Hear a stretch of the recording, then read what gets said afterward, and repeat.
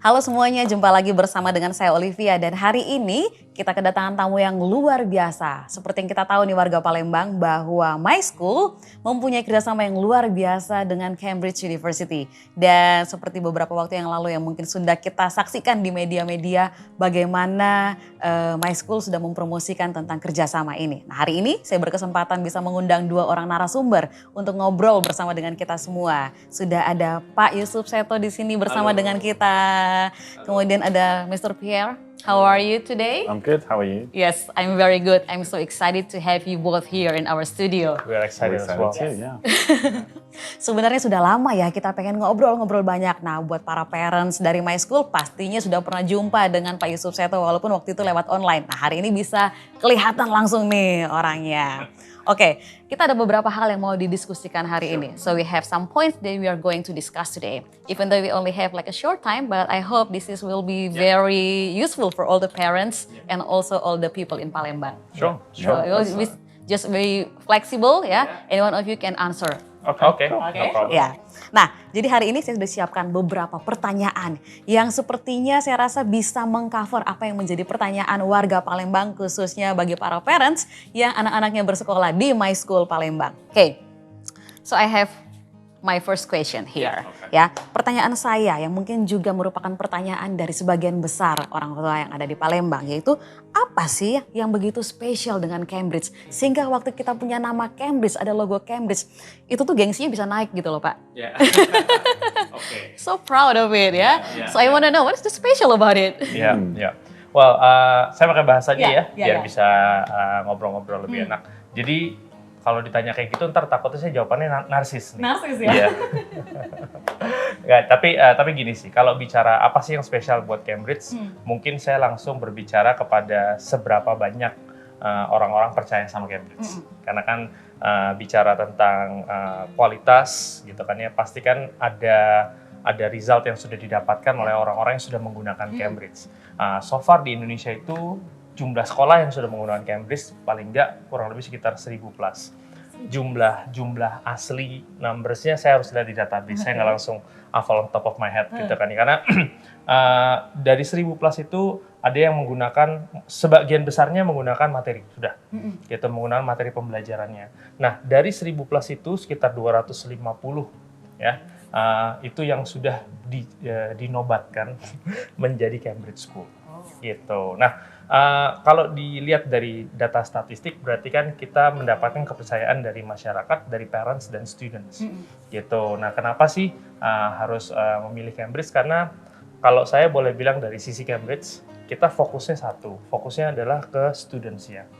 Gitu. Kenapa? Karena kita pengen anak-anak kita yang belajar dengan menggunakan materi kita, assessment kita, itu bisa dipakai skills-nya. Gitu.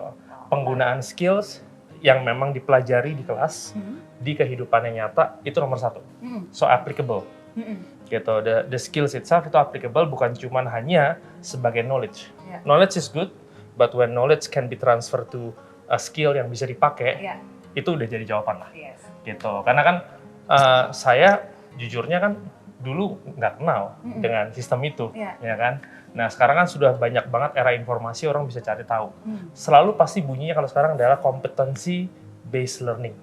Itu bunyinya tuh. Kayaknya udah berapa tahun lah ya ngomongin competency based learning, 21st century skills. Nah Cambridge itu sudah memiliki itu ketika memang jauh di sebelum ini lagi marak-maraknya.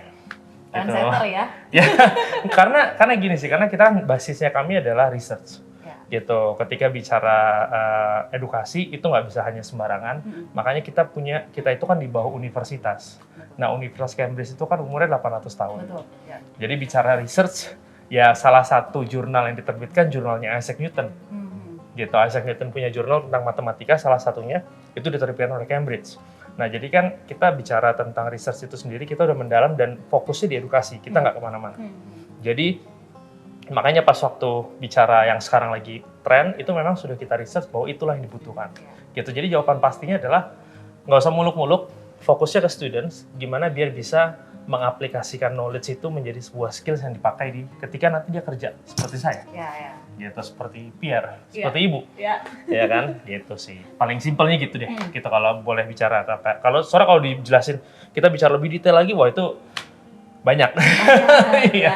Wah, kita harus ngundang lagi Pak Yusuf Seto datang ke Palembang berarti kalau begitu ya. Jadi ini memang menarik sekali ya. Saya pikir dengan penjelasan yang tadi disampaikan oleh Pak Yusuf Seto, memang itulah keinginan semua orang tua bahwa anaknya nggak jago on paper doang, tapi bagaimana itu diaplikasikan dalam nanti dunia nyata, dunia kerja. Kita ada di marketplace, gitu ya Pak ya.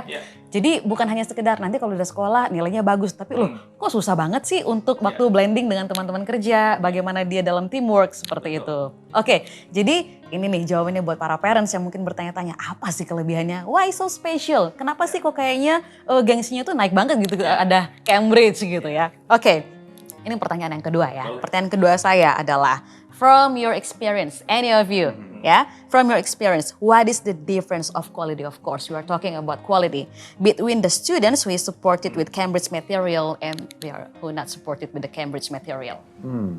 I think for me, there's been a long-held view that education in Indonesia perhaps lacks problem solving, creative solutions, and holistic thinking. Having been in Indonesia a long time, I think that's generally true. How many years you've been here? 11 now. So Wow, quite a long time. 11. Yeah, Oh, okay. 11. So quite a long time. Yes. Yeah, I think with Cambridge, obviously it's based on the English curriculum, so it's very holistic in its nature. Meaning, as Yusuf said, I think I understood, it readies people for life, not just to pass an exam, right? Not just knowledge, but skills. And the second thing about it, I think that I would mention is that it's very student-centered. So a lot of will essentially just give information to the student. They might need to copy it or something like that. There's not much involvement from the student. Whereas Cambridge Materials always focuses on the student providing the information back to the teacher.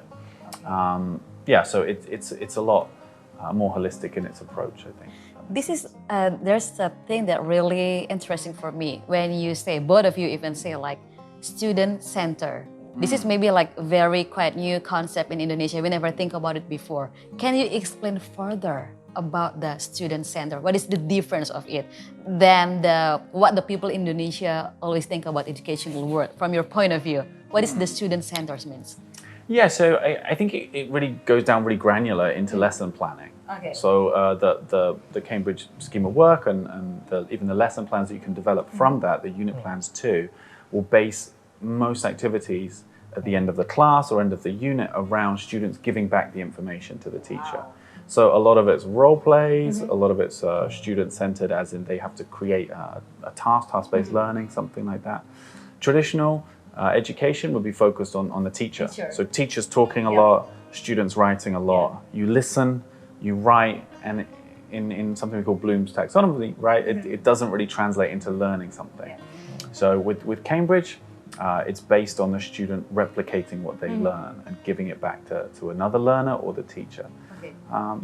Okay, so from this kind of process, I think that we also can make sure if the student really understand about the concept, because they can like give it back again. They have a feedback to the teachers. They are not only like taking from the teachers and just that's it and in that part, but they can like analyze, maybe give like some evaluation. Even the teachers can learn something from the student. Yeah, Right? absolutely. Yeah, really true. Yeah. Ini sangat menarik ya buat kita semua. Selama ini kita merasa bahwa dari guru itulah final dari segala sesuatu. Tapi ternyata saat kita belajar dengan materi-materi Cambridge, dengan metode belajar yang sangat luar biasa, bahkan setiap orang itu mempunyai kontribusi di dalam proses belajar. Nah, saya harapkan hal-hal seperti ini bisa membuka paradigma berpikir kita bahwa tidak ada yang namanya terlalu tua untuk belajar ya. Kita, wah kan saya Indonesia namanya benar. Jadi setiap orang itu bisa belajar ya. Jangan merasa bahwa oh saya sudah paling tahu makanya saya menjadi sumber. Tapi ternyata dari murid pun, dari anak-anak kita bisa belajar sesuatu. Oke, so we will go to my last question ya.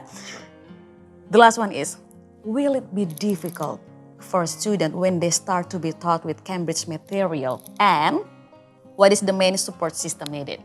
Karena berbicara mengenai Cambridge, orang berbicara mengenai sesuatu yang asing diadaptasi di dalam dunia kita, bakal susah nggak sih Pak Yusuf? Ya kan? Kemudian untuk supaya itu bisa berjalan dengan baik, support system jenis apa yang harus kita sediakan supaya anak-anak bisa menjalaninya dengan smooth? Iya. Mungkin kalau dari point of view saya adalah ketika bicara perubahan, perubahan itu nggak sesuatu yang instan, itu pasti. Ya kan, bicara tentang gimana menyesuaikan yang tadinya sudah biasanya begini, ya kan. Misalnya contoh lipat tangan kayak gini, ini kan udah biasa nih. Terus saya bilang, oke sekarang ganti lipat tangannya, berubah, coba. Saya aja bingung gitu kan. Nah, as simple as kita begitu aja susah gitu, apalagi kita bicara merubah habit.